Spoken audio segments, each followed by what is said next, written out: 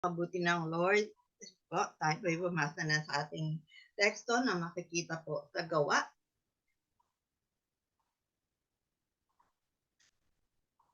(1352), ang sabi po, ang mga alagad naman sa Antioquia ay napuspos ng kagalakan at ng Espiritu Santo. Basbasan ng Lord ang ating mga binasa ngayon. Nawa nga po ay puspusin tayo ng ating Panginoon sa gabing ito ng kanyang banal na Espiritu. Sabi nga doon sa inawit natin, maramdaman natin yung kanyang kilos, bumaba sa ating kalagitnaan, bagamat hiwa-hiwalay tayo, pero umaasa tayo na kikilos ang Panginoon sa atin through the Holy Spirit. So, ang basihan ng tao na successful o matagumpay siya sa buhay ay kapag fully furnished ang bahay niya, may mga sasakyan siya, may bank deposit, naka-condo units, o nakakapag-travel anywhere. Nako, meaning, may marangyang buhay. So, yun po yung basihan ng tao na siya ay matagumpay or successful in life. So, ganon din po ba yung basihan natin bilang mga anak ng Diyos? At yun din ba yung gusto nating mangyari sa buhay natin? Pwede naman, why not? O, hindi naman masama yung mga sinabi natin na magkaroon tayo. Kaya lang bilang believers o bilang mananampalataya tayo, ang mas naisin po natin para maging successful, maging victorious tayo sa buhay ay ang banal na Espiritu, the Holy Spirit po.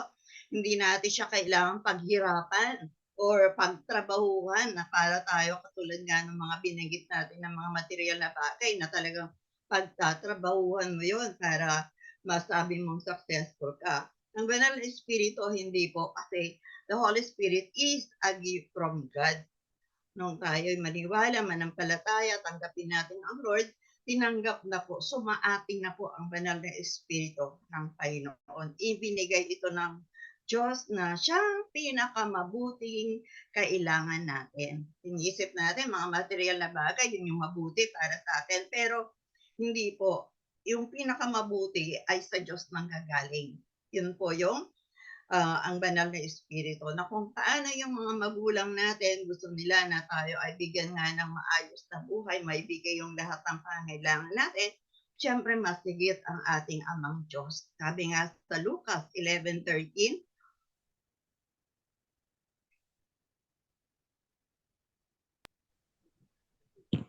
Lucas 11:13, kung kayo'y masasama ay marunong magbigay ng mabubuting bagay sa mga anak ninyo, gaano pa kaya ang iyong amang nasa langit? Ibibigay niya ang banal na Espiritu sa mga humihingi sa Kanya. Amen. Diba? Nga po, masigit yung ating Ama na kung ano yung importante sa buhay po natin, mas kailangan natin, yun ang ibibigay niya sa atin, which is the Holy Spirit. May mga gamit tayo, may mga bagay tayo, for example, yung mga sasakyan, di ko ba? Para umandar at magamit natin yan, ano ang kailangan? Gasolina, di ko ba? Yung cellphone natin, para natin magamit, kailangan ibang-load po tayo. So, ganun din po tayo spiritually. Kailangan natin ng oil. Dapat palaging may karga po tayo. May infilling tayo ng Holy Spirit. And that is the work of the Holy Spirit in us. And our topic for tonight, lesson 4, second to the last topic, the Holy Spirit infills. Yan.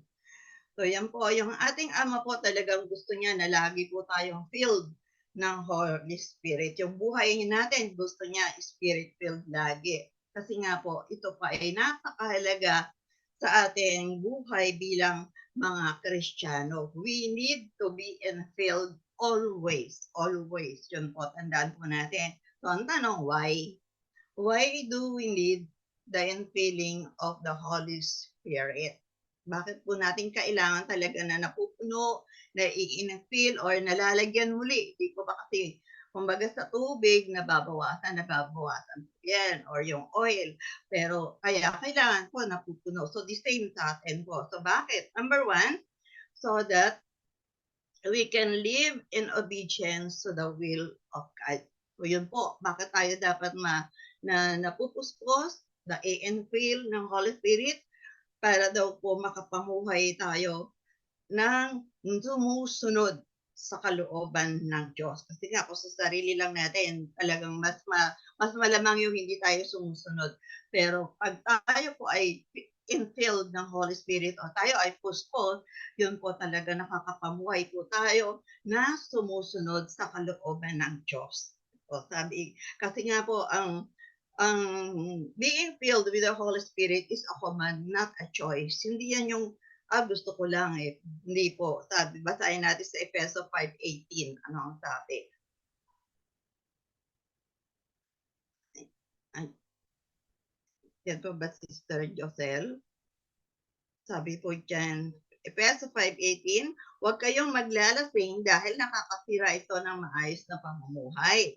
So ano daw dapat? Pahalit, hayaan ninyong mapuspos kayo ng banal na espiritu. Yun po ang kailangan. Hindi yung filled tayo ng espiritu ng alak.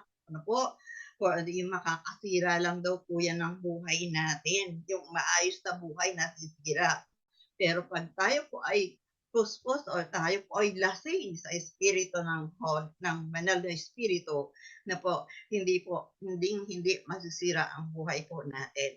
Being filled with the Holy Spirit, we will be able to walk according to the will of God. Kung anong kalooban ng Lord, yun po kaya nating lakaran yun kapag puspos tayo ng espiritu. Kumbaga, diretso yung lakad natin papunta sa kalooban ng Lord. Doon tayo sa daan talaga ng Lord nakakalakad, di po ba? Hindi kagaya pagkalasing sa alak, naku, kung lumakad yan, pasuray-suray po, di po ba? Minsan nga, naliligaw pa ng bahay, sa ibang bahay na papapunta, hindi sa bahay nila. Kaya po, mag-ingat tayo. Dapat hindi tayo dyan maging lasing sa alak, kundi maging lasing, maging puspos sa banal na espiritu ng Diyos. Sabi nga sa Efeso 5:15-17,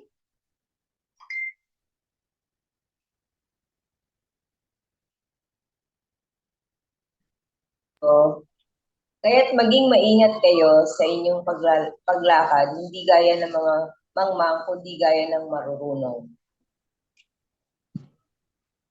Verse 16, na sinasamantala ang panahon sapagkat ang mga araw ay masasama. Verse 17, kaya't huwag kayong maging mga hangal, kundi unawain ninyo kung ano ang kalooban ng Panginoon. So mauunawaan lamang po natin talaga ang kalooban ng Panginoon kung tayo ay laging puspos ng banal na espiritu. Dapat daw maging matalino daw po tayo, di ba? Magiging wise lang tayo at mauunawaan natin ang kalooban ng Diyos kung puspos tayo ng espiritu, kung spirit-filled po tayo. So number 2, ano pa daw yung dahilan? Na bakit? So that we can have an abundant and fruitful life. Yan po ang gusto natin lahat, diba? Na in all areas of our life ay abundansya tayo, fruitful tayo. Be filled with the Holy Spirit at sa atin yung ganyang buhay. Totoo ba yan? Colossians 1:9 and 10.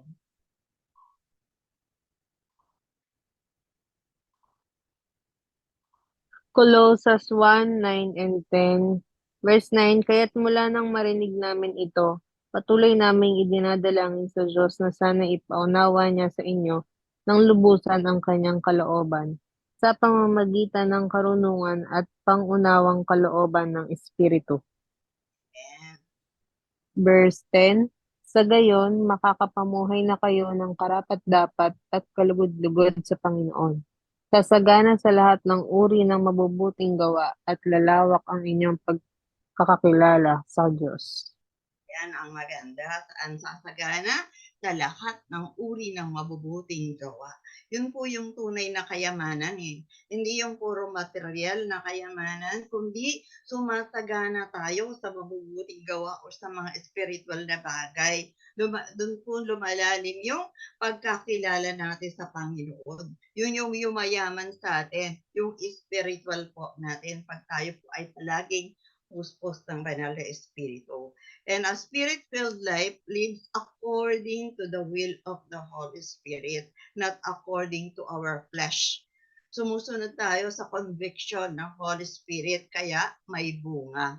Diba? Pag nakakasunod tayo sa conviction, sa sinasabi ng Holy Spirit sa atin, sa bulong ng Holy Spirit sa atin, nagkakaroon tayo ng bunga. Sabi sa Galatia 5:16, 22 and 23.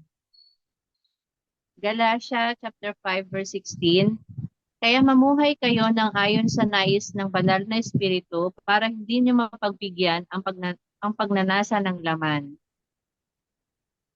Verse 22.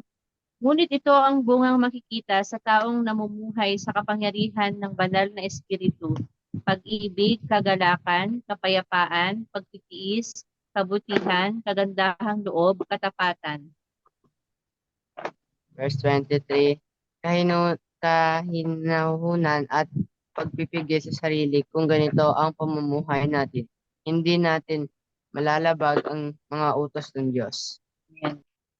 Kung meron tayong fruit of the Holy Spirit o yung bunga ng Spirit sa buhay po natin, makakapamuhay po tayo ng ayos sa kalooban ng Lord. Kasi sabi dyan, di ba, hindi natin malalabag yung utos ng Diyos once na tayo po ay may bunga ng banal na Espiritu. Yun po yun. Kapag may bunga tayo, tulad nga ng utos sa 1:15-16, na po, ano daw po ang utos natin na dapat nating gawin? Sabi po sa 1:15-16,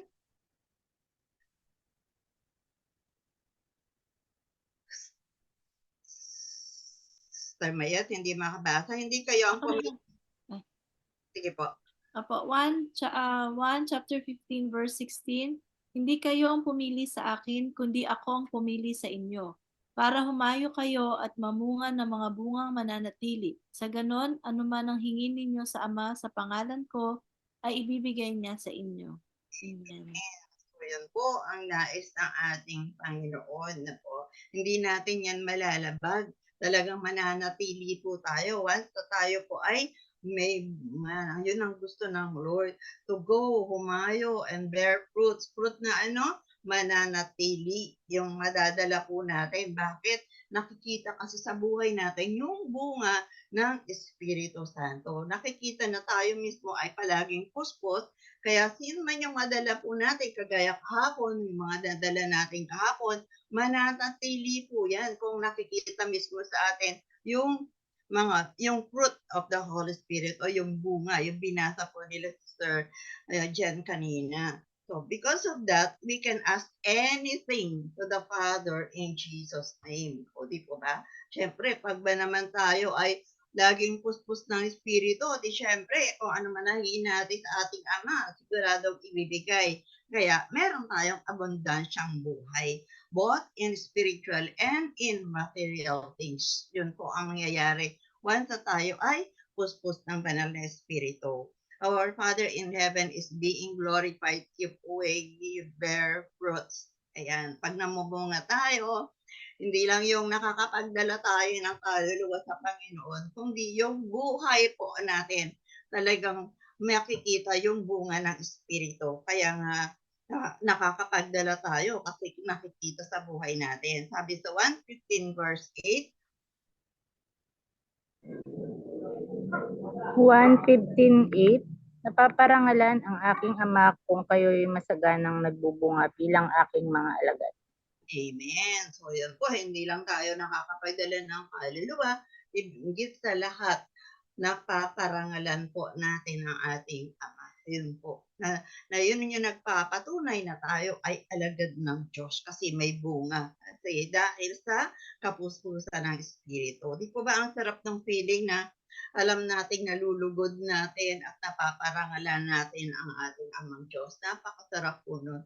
Nakagaya kahapon, ang sarap ng feeling natin kasi nagtagumpay yung gawain. Alam natin, nabigay natin yung the best natin kahapon. At nawa palagi, hindi lang po pag-anniversary po natin nalulugod ang ating Panginoon. And number 3, so that we can be effective in our service. Ayun po diba? Lahat tayo may service na pinag-aaralan na po natin yan. Lahat tayo merong katungkulan na dapat ginagawa na po sa ating Panginoon upang maging mahusay at mabisa yung ating paglilingkod. Kailangan po natin yung kapuspusan ng banal na espiritu.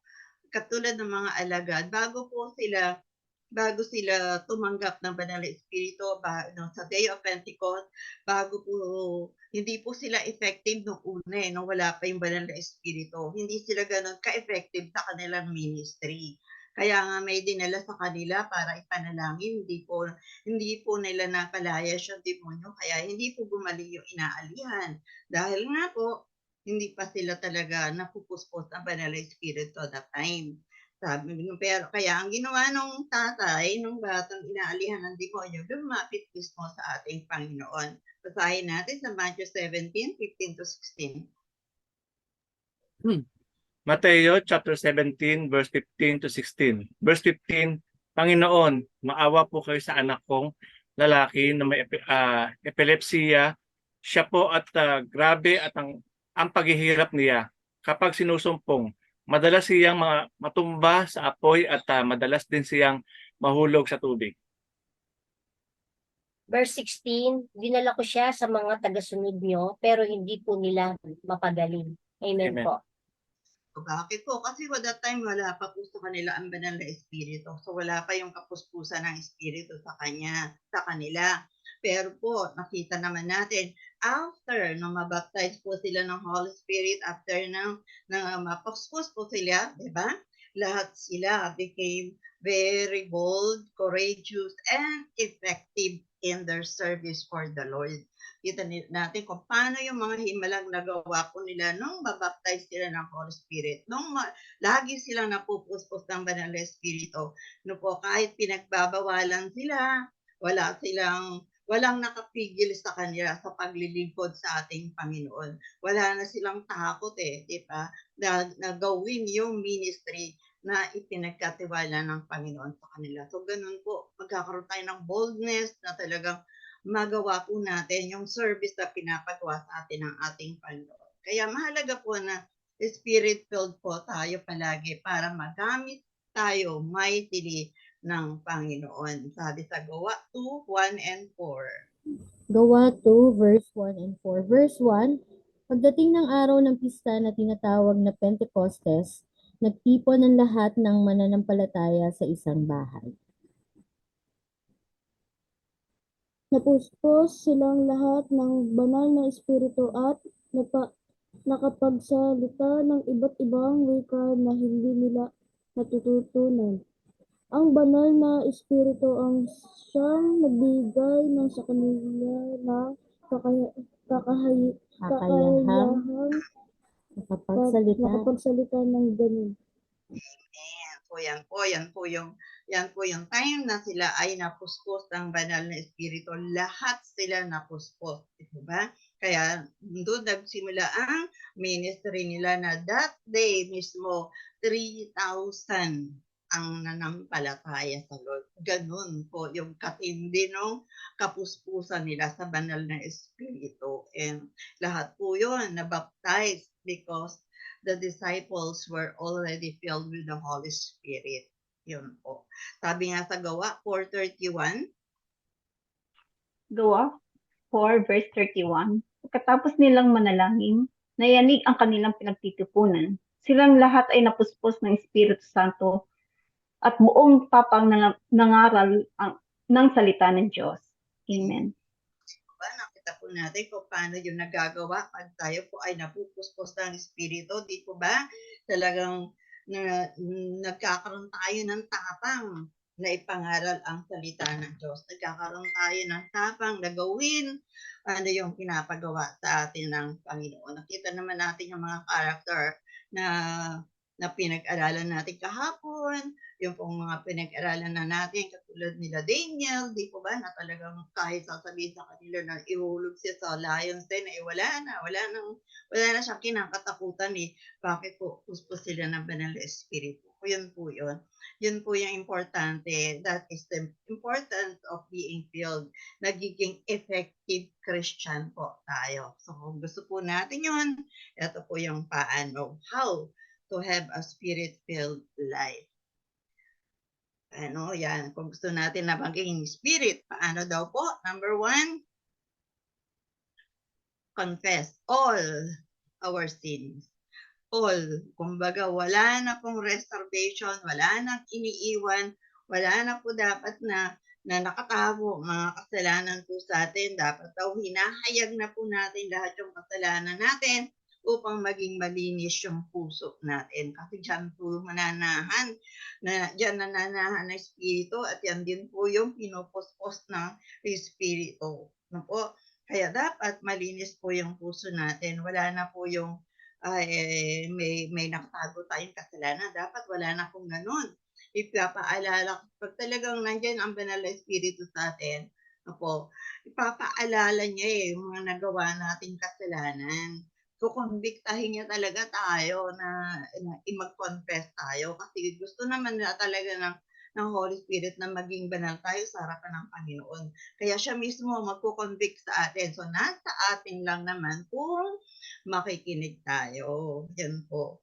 So, dapat sensitive tayo upang pagsisihan po natin yung mga nagagawa nating kasalanan para ma-filled ulit tayo ng oil. Yun po yung dapat. The Holy Spirit will call to our remembrance all our sins to be confessed.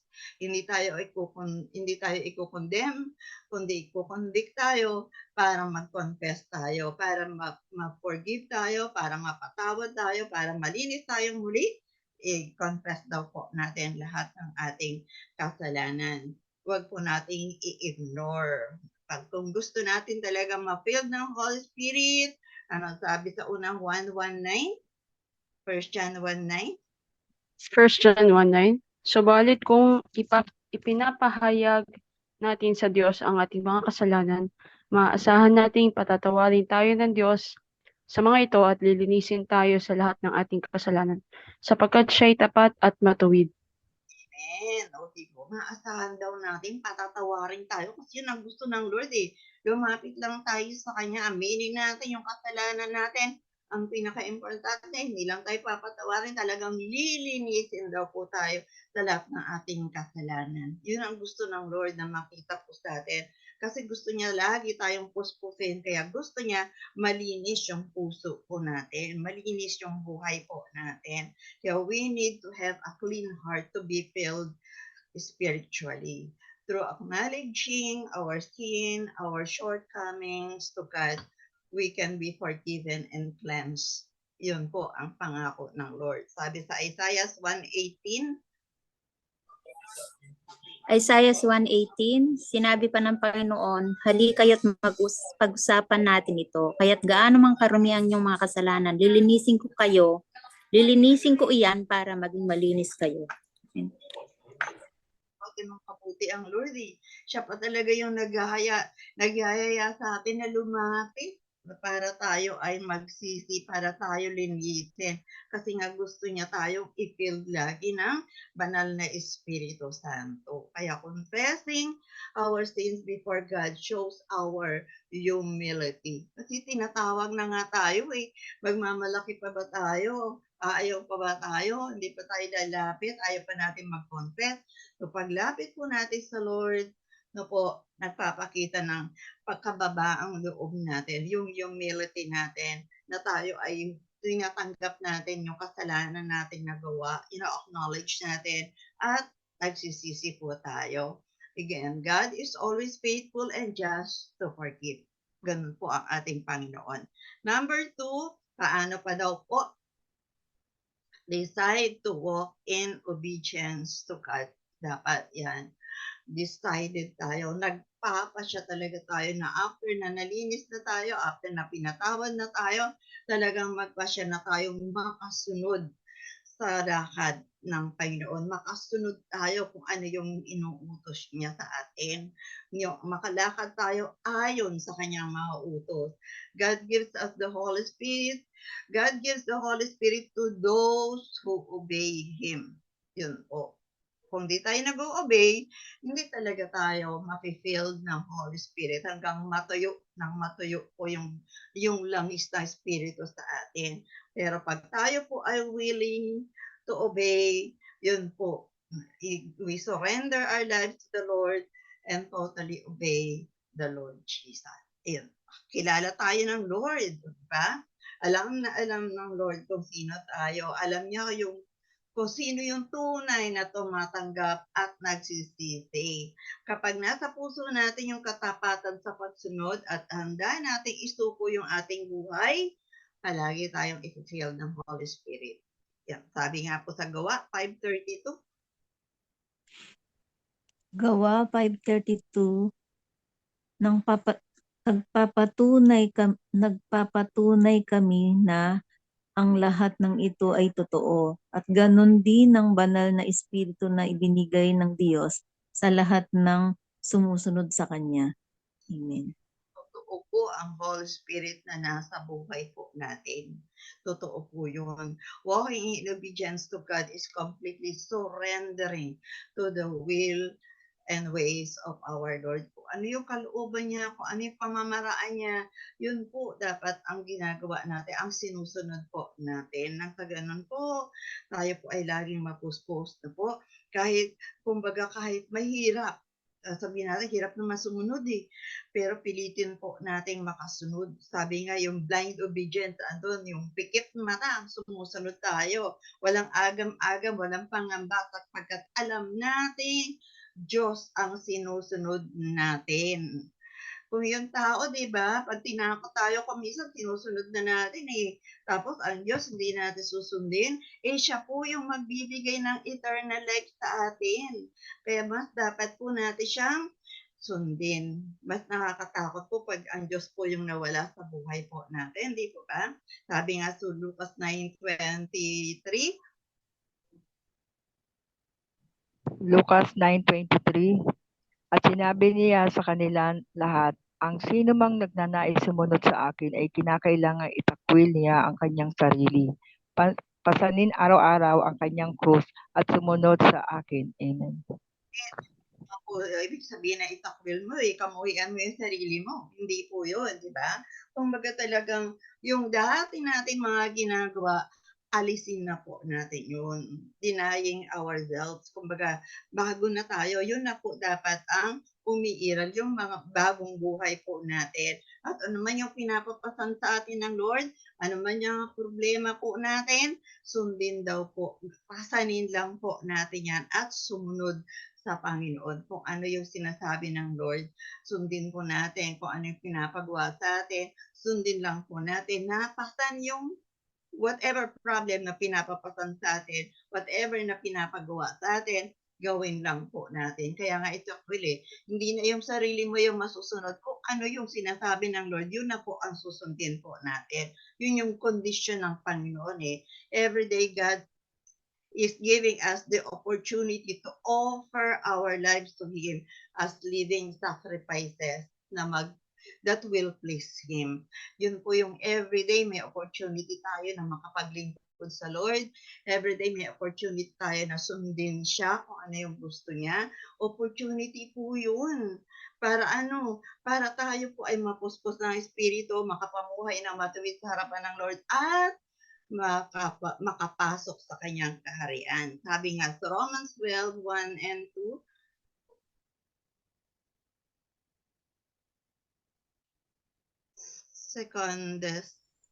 Roma 12:1-2. Verse 1, kaya nga mga kapatid, alang-alang sa masaganang habag ng Diyos sa atin, ako'y nakikiusap na ialay ninyo ang inyong sarili bilang isang handog na buhay, banal at kalugod-lugod sa Diyos. Ito ang karapat-dapat na pagsamba ninyo sa Diyos. Verse 2, huwag kayong makiayon sa takbo ng mundong ito. Mag-iba kayo sa pamamagitan ng pagbabago ng inyong pag-iisip upang maunawaan ninyo ang kalooban ng Diyos, kung ano ang mabuti, kalugod-lugod at ganap sa kalooban niya. Amen. Binago na po tayo, di po ba? Lahat po ba tayo? Nabago na. Ayun po Kaya wag na daw po tayong umayon pa sa masasamang gawa ng bundok ito upang maialay natin ang buong buhay po natin sa Lord, yung buhay na talagang kalugod-lugod sa ating Panginoon. yun po yung nais ng Panginoon na maihandog natin sa Kanya, sa ating pagsuserve sa Kanya, yung buhay na karapat-dapat at kalugod-lugod sa Kanya. Yun daw po. Yun po. And number 3, ano pa daw po? Paano? Paano pa tayo magiging filled ng Holy Spirit? Must live a righteous life. Siyempre, di po pa. Hindi naman tayo mapupuspos kung unrighteous pa rin po tayo hanggang ngayon or hindi tayo namumuhay na matuwid sa harapan ng ating Panginoon. The Lord blesses those who hunger and thirst for righteousness. Yung talagang nagsusumiksik ka, gustong-gusto mo talaga na maging matuwid ang buhay mo, yun daw po, doon po na binibless. Yun po ang binibless ng ating Panginoon. Sabi sa Matthew 5:6, Mateo 5:6. Mapalad ang mga nagugutom at nauuhaw sa katuwiran, sapagkat sila'y bubusigin. Amen. Yun po yung kauhawan natin, yun yung kasabikan natin, tayo po ay makapumuhay in righteousness. Sabing gano'n, di ba? Kauhawan natin yung pagiging matuwid upang puspusin tayo ng banal na espiritu. At nang sa gano'n, ano daw gagawin ng Lord? Bubusugin niya tayo. Yun po. Kaya pagpapalain talaga tayo, bubusugin tayo, or pupuspusin niya talaga tayo. The Lord will fill us with the Spirit if we continuously live a righteous life. Lagi po tayong puspos, lagi tayong matuwid sa harapan ng Panginoon. And living in righteousness shows our faith in God. Yun po, nagpapatunay na talagang may pananampalataya tayo pag talaga tayo ay namumuhay sa katuwiran or namumuhay na matuwid sa harapan ng Panginoon. Ibig sabihin, nananampalataya tayo sa Kanya, kaya gusto natin na maging matuwid sa Kanyang harapan. At nagiging matuwid tayo sa paningin ng Diyos kapag namumuhay tayo sa pananampalataya sa Kanya. Sabi nga sa Romans 1:17, Roma 1:17, sapagkat ipinapahayag sa magandang balita kung paano itinuturing ng Diyos na matuwid ang tao at ito'y sa pamamagitan lang ng pananampalataya. Ayon sa mga sa kasulatan, sa pananampalataya mabubuhay ang matuwid. Amen. Praise the Lord. Kaya kung sabi mo, nananampalataya tayo sa Lord, dapat yung buhay po natin matuwid.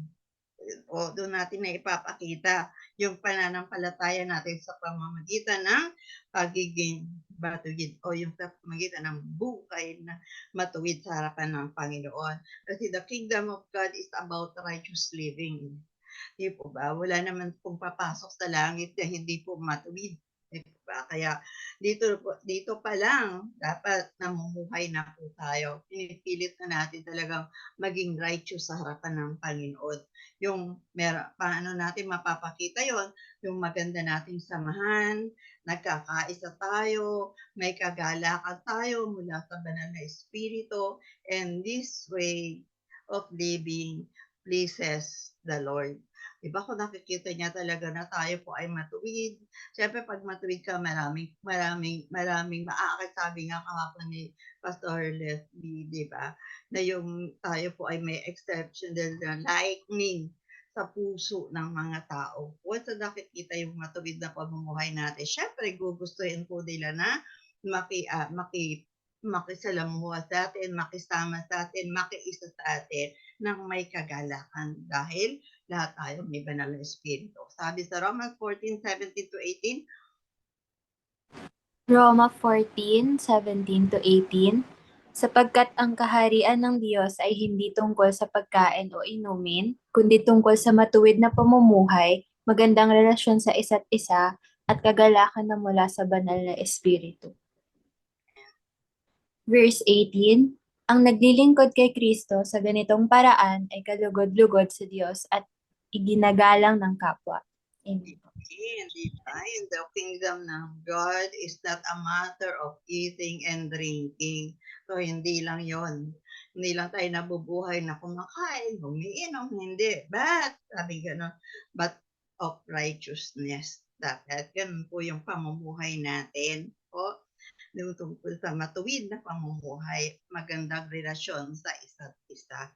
Pagka maganda yung relasyon natin sa isa't isa, syempre, nandun yung kagalakan na mula sa banal na Espiritu. Kaya yun po yung sikapin po natin na po, God is righteous and He loves those who are righteous in all their deeds. In all their deeds. Sabi po sa Awit 11:7, sapagkat ang Panginoon ay matuwid. O di po ba? Matuwid po ang Lord. Minamahal niya ang mga gawang matuwid. Ang kanyang mukha ay mamamasdan ng matuwid. So siya lang po. Sino lang yung makakakita sa Lord? Yung mga living in righteousness. O di po ba? Kaya yun po yung pilitin natin, sikapin natin, makapamuhay po tayo ng matuwid sa harapan ng Panginoon para nang sa ganon makita po natin ang mukha ng Lord. Ibig sabihin, makapunta tayo, makasama natin ang Lord. The righteous will see His face. Yun po ang sabi dyan. So, ano po ang magiging resulta? Kapag Spirit-filled po tayo, result of the Spirit-filled life, we will be sensitive in our responsibility. Ayan, lahat po tayo meron pong mga responsibilidad na binibigay ang Lord. Dapat magkaroon po tayo noon, yung sense of responsibility. Dapat makuha po natin. Sabi nga sa Galatians 6:1-2. Galatians, Maki, ikaw muna. Galatians 6:1, verse 1, mga kapatid, kung may magkasala man sa inyo, kayong mga ginagabayan ng banal na Espiritu ang dapat tumulong sa Kanya para magbalik loob sa Panginoon. Ngunit gawin niyo ito ng buo, hinahon, at mag-ingat kayo dahil baka kayo naman ang matukso. Verse 2. Verse 2, tulungan ninyo ang isa't isa sa mga problema at ganitong paraan ay matutupad ninyo ang utos ni Kristo. Ayan, tulungan daw po natin ang isa sa mga problema. Ako, yan po dapat na tayo po ay, when the Holy Spirit is poured out upon our heart, He moves us from having a sense of duty. Talagang push niya po tayo para magkaroon tayo ng sense of duty na gawin kung ano yung tama at na kung saan madedelight natin o malulugod natin ang Panginoon. Ikilos yung Holy Spirit sa atin upang magawa po natin yung tama na may malasakit sa responsibilidad na binibigay po sa atin. Tulad natin bilang mga workers, may isip na natin na kailangan po maglingkod mabuti. So po yung papasok na po sa isip natin. Pag Spirit-filled po tayo, talagang maglilingkod po tayong mabuti. Katulad ng mga teachers na hindi lang tayo magdedepend sa copy na hawak natin na binibigay sa atin. Kundi talaga pag Spirit-filled tayo, before 3 or 4 or 3 days before tayo magturo, talagang pinag-aaralan po natin yung lesson para sa kapakanan ng tuturuan natin. Pinagpipray na po natin yon para manatili at mabunga yung tinuturuan po natin. Hindi basta lang natin babasahin yung copy na binibigay sa atin na hindi nga natin pinag-aralan. Hindi po ba? So, wala po tayong sense of responsibility pag ganon. Hindi tayo sensitive sa responsibility pinagkaloob sa atin. Sa faces naman or sa mga ushers, diba? Hindi na lang tayo basta na lang walis, linis ng upuan. Kapag puspos po tayo ng Espiritu, pinagpe-pray po natin yung upuan na nililinis natin na maligtas yung uupo dito.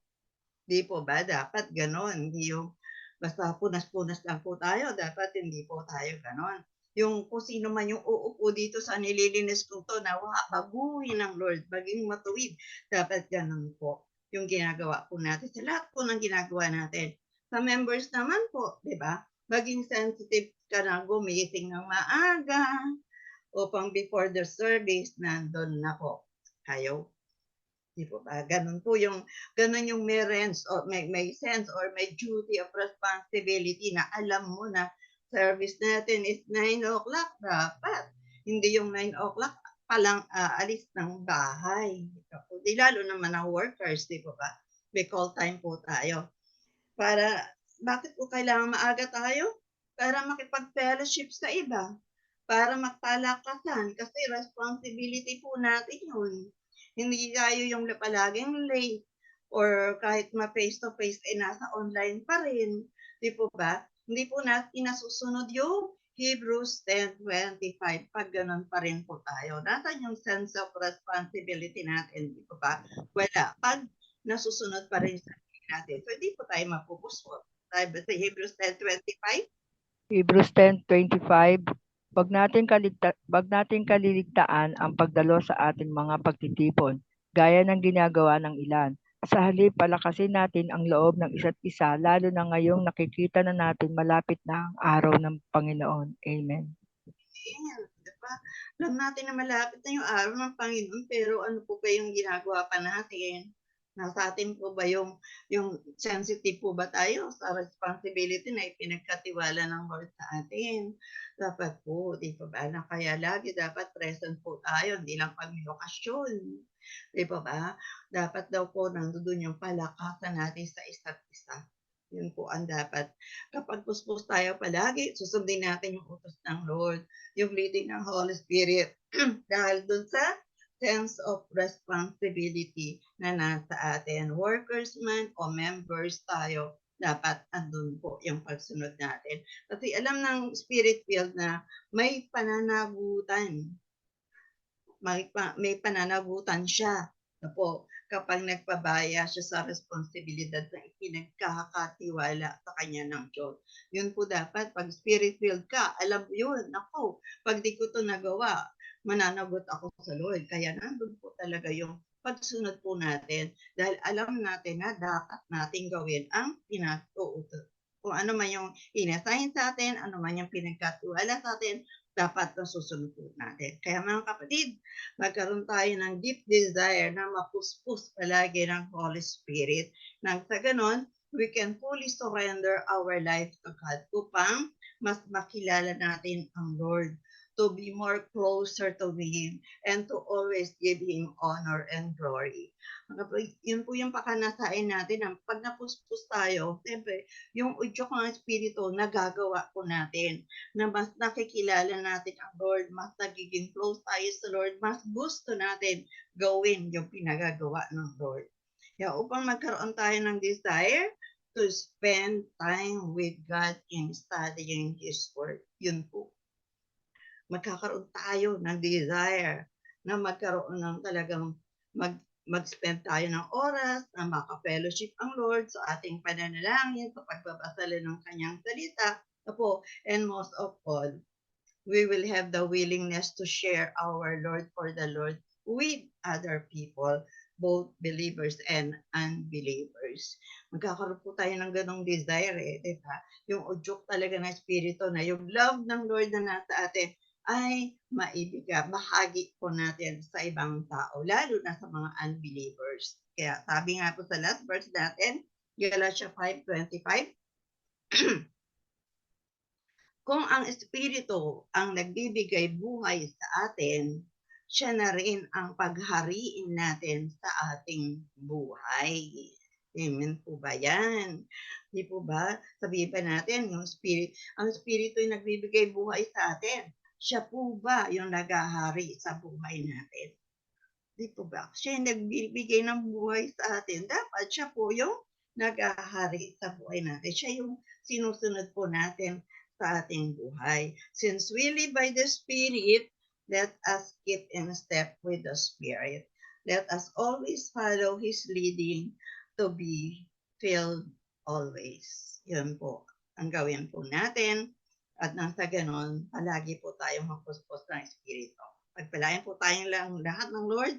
God bless us all po. Nawa po ay naramdaman po ninyo na napuspos kayo ng Espiritu ng Diyos ngayon. O kung hindi man, ay nandun yung desire para mapuspos po tayo ng Espiritu ng Lord. Amen po ba?